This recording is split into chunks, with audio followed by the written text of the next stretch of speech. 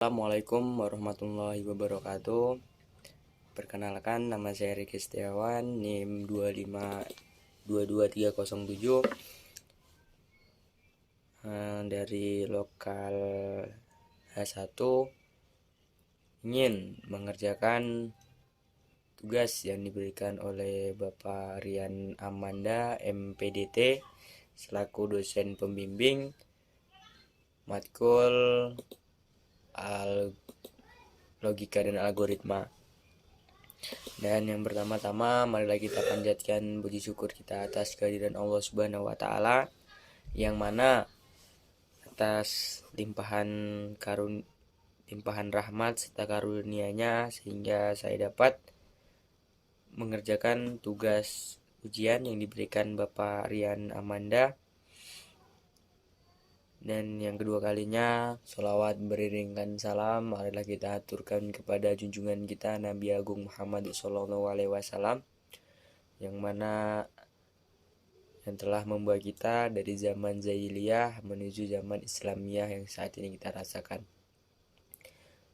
Baiklah, saya tidak akan memanjangkan mukadimah saya, langsung saja saya akan memasuki langsung bab pembahasan tentang algoritma, yaitu diberikan tugas oleh Bapak Rian Amanda dari bab 1 hingga ke bab 3. Jadi langsung saja saya akan menyampaikan materi yang Bapak berikan kepada saya ketika Bapak masuk ke dalam lokal atau kampus dan ketika saya berangkat.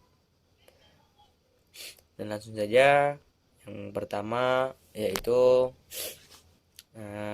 jadi yang pertama saya akan menjelaskan tentang apa sih itu logika. Dan jadi menurut pendapat saya, logika itu adalah cara seseorang dalam berpikir dengan cara yang wajar serta memiliki alasan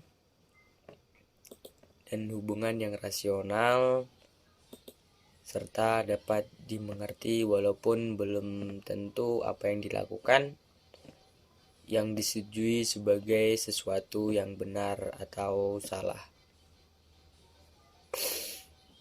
Jadi maksud dari logika ini adalah kita itu berpikir menurut naluri pemikiran kita masing-masing, walaupun belum tentu terbukti apa yang kita pikirkan itu sesuatu yang benar atau salah. Terus yang selanjutnya yaitu apa sih itu algoritma? Menurut saya, algoritma itu adalah cara dan urutan langkah atau tahapan yang diatur secara sistematis untuk menyelesaikan sesuatu kegiatan. Jadi maksud algoritma adalah cara-cara kita dalam melakukan sesuatu, apa yang kita buat. Pada prinsipnya algoritma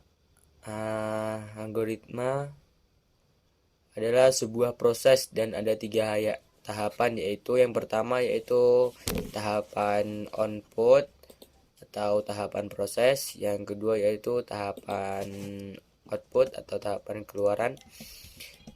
Dari dalam kehidupan sehari-hari kita, contohnya yaitu kita sedang memasak nasi, kita dapat menyusun urutannya sebagai berikut. Yang pertama yaitu kita harus siapkan nasi terlebih dahulu yang akan kita masak.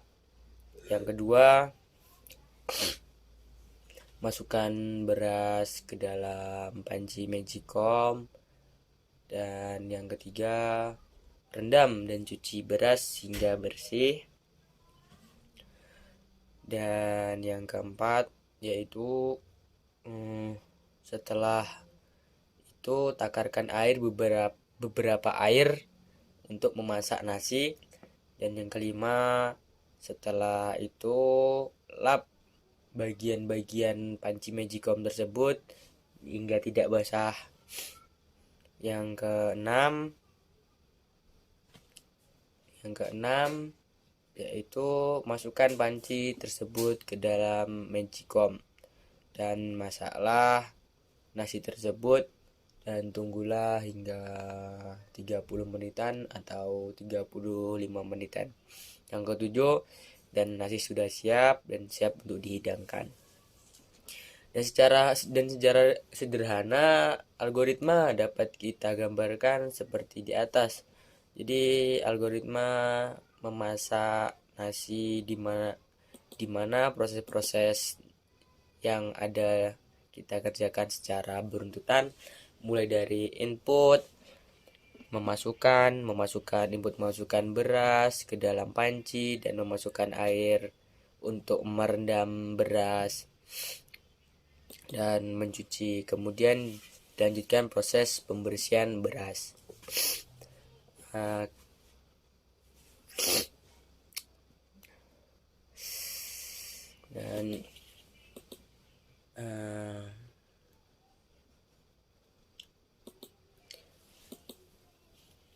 Dan maka secara normal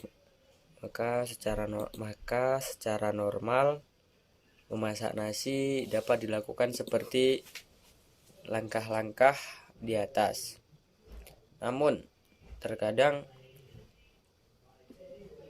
ada keadaan tertentu yang tidak semestinya sehingga kita dapat membuat action atau pilihan-pilihan. Hal ini kita bahas di bab selanjutnya di kriteria algoritma. Jadi beberapa kriteria algoritma yang harus dimiliki oleh suatu algoritma sehingga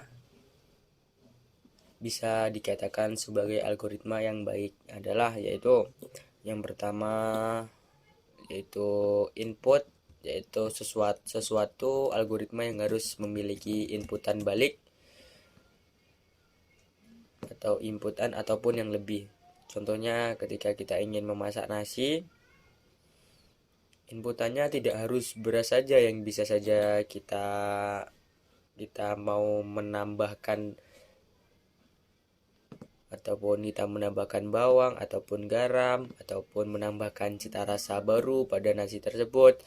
Dan yang kedua yaitu output yaitu yang harus dihasilkan oleh sebuah algoritma, karena akan menjadi sia-sia jika sebuah algoritma tidak menghasilkan keluaran. Contohnya seperti kita ingin menghasilkan nasi yang bagus dan tidak encer, maka kita harus dengan baik seberapa air yang diperlukan untuk memasak, dan kita tidak boleh juga menggunakan air terlalu banyak, nanti hasilnya juga bakal lunak nasinya ataupun enggak kita inginkan lah. Yang ketiga yaitu finiteness ataupun sesuatu proses yang pasti akan berhenti secara hasil yang diharapkan sudah tercapai. Contohnya kita sudah selesai memasak nasi, maka juga proses yang kita memasak nasi. Dan keempat ada juga definiteness, algoritma yang dibuat tidak menimbulkan makna ganda sehingga setiap yang dijalankan tidak menimbulkan banyak macam-macam kepada pelaku atau agar hasil yang dicapai sesuai dengan yang diharapkan. Dan juga kayak proses yang kita lakukan membuat nasi ya, kalau bisa proses memasak nasi jangan terlalu banyak menambahkan sesuatu yang kita inginkan agar nasi yang kita masak sesuai yang kita harapkan. Yang kelima juga ada efektifan algoritma yang dibuat seefektif mungkin, karena setiap proses dalam algoritma memerlukan untuk sehingga kita harus memastikan tidak ada proses yang disia-siakan dalam algoritma. Contohnya ketika kita sedang memasak nasi, kita tidak perlu menambahkan lagi sesuatu yang hal-hal untuk mendapatkan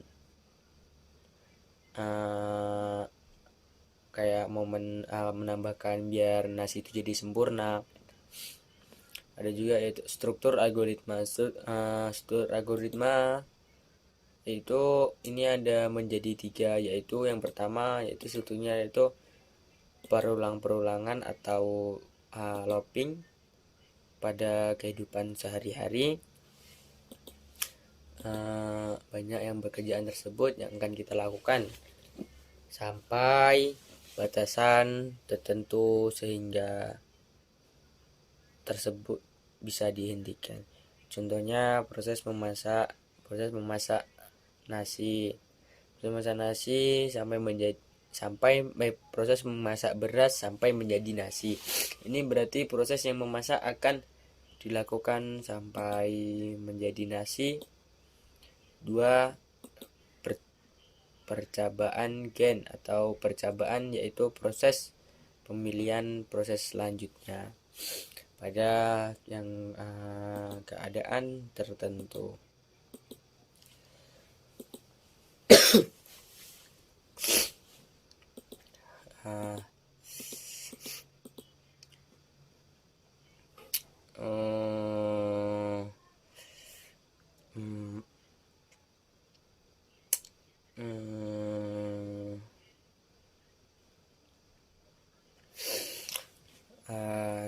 Dan kita juga memiliki contohnya kayak algoritma mencuci motor. Kita tidak diminta untuk memiliki proses selanjutnya ataupun memakai air dalam ember ataupun memakai selang ataupun tidak jadi mencuci motor ataupun cuaca hujan.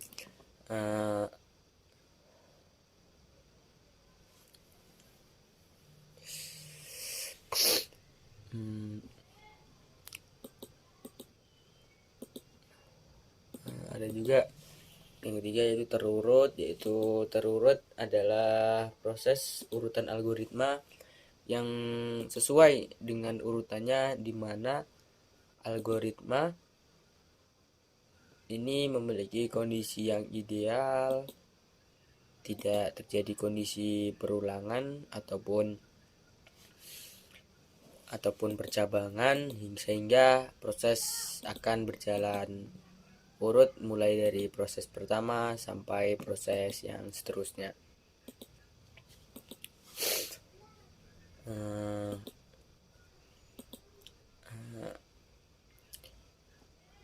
Bagaimana cara menyusun algoritma yang baik itu? Ada 2 hal yang harus diperhatikan dalam menyusun algoritma yang baik ataupun program aplikasi. Yang pertama adalah algoritma adalah struktur atau data.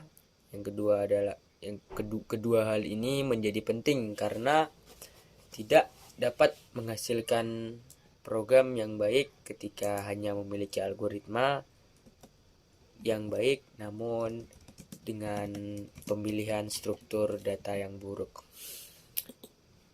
Jadi kalau intinya yaitu percuma saja sih kalau kita menggunakan algoritma kita dengan cara yang baik dan bagus, tapi tidak terstruktur dengan baik penyusunan kita, ya itu percuma saja.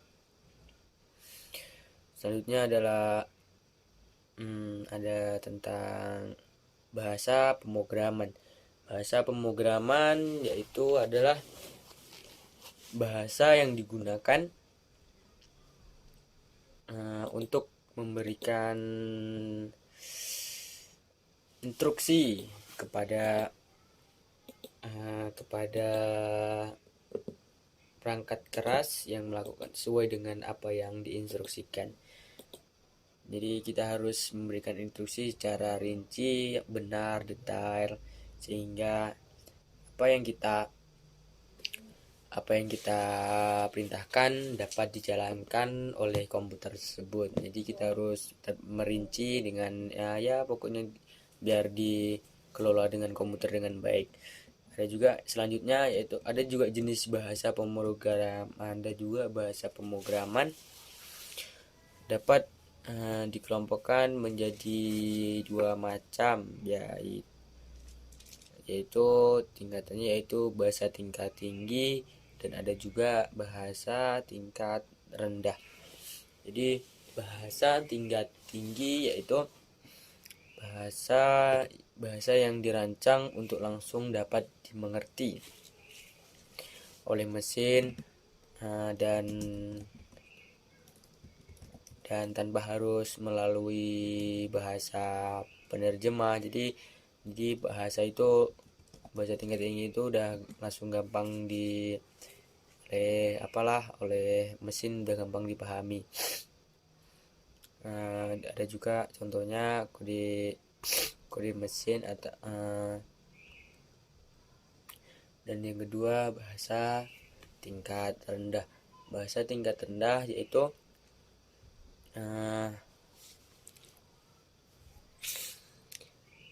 bahasa yang memiliki yang lebih manusiawi atau bahasa yang lebih mudah dimengerti oleh manusia. Jadi ini pokoknya lebih mudah karena lebih dekat penggunaannya dengan bahasa sehari-hari. Jadi bahasa tingkat rendah ini lebih mudah dari bahasa yang tingkat tinggi tadi. Juga contohnya terhadap kayak bahasa PHP, dan ada juga contoh penulisan algoritma dalam pemrograman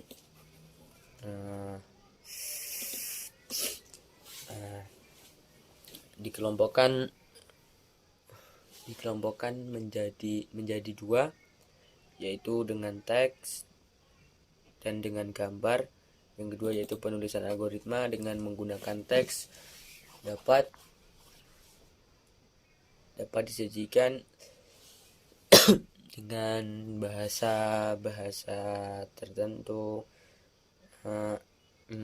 bahasa Indonesia maupun dengan bahasa luar lah.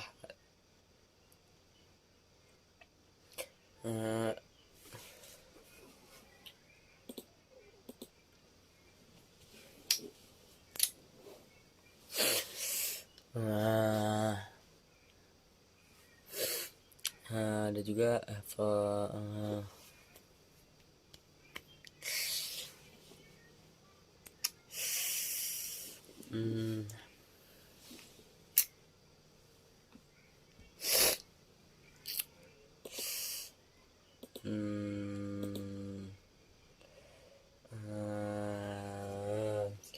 selanjutnya penjelasan lebih lanjut mengenai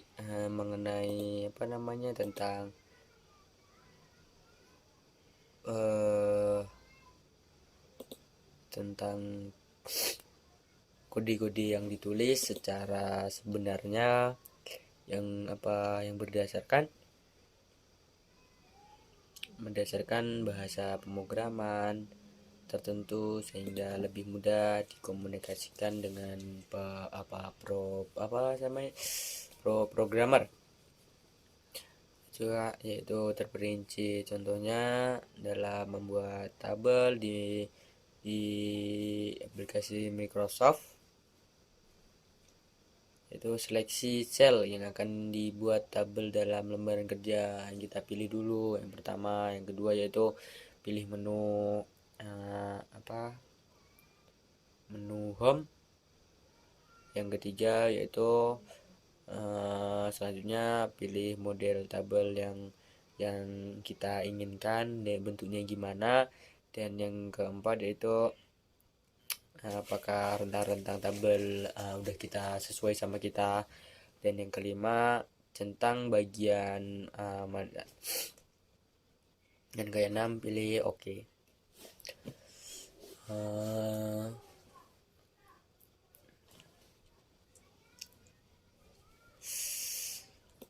Dan juga selanjutnya yaitu tentang adalah flowchart. Flowchart adalah algoritma dengan menggunakan media gambar atau simbol untuk suatu permasalahan, dengan menggambarkan suatu permasalahan menggunakan media flowchart.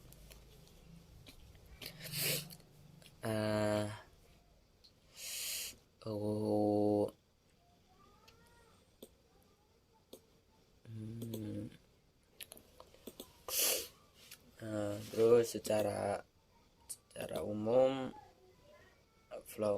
flowchart ini terbagi menjadi dua, yaitu flowchart sistem dan flowchart program. Yaitu flowchart sistem adalah gambaran sistem perangkat komputer yang berbentuk diagram dan menggambarkan keterhubungan masing-masing perangkat. Adapun contoh-contoh simbol flowchart tersebut yaitu yang digunakan untuk yaitu seperti input, output, yang digunakan untuk menggambarkan sebuah masukan atau sebuah pengeluaran.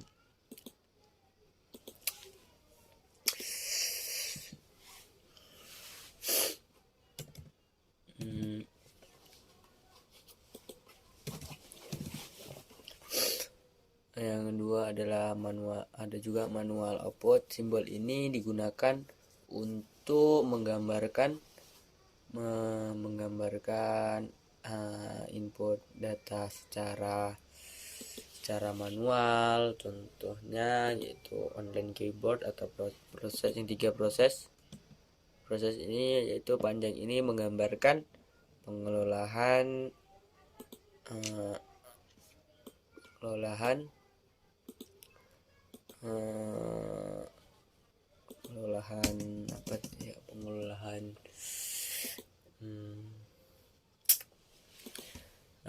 mungkin hanya ini saja yang bisa saya sampaikan. Kurang lebihnya saya mohon maaf.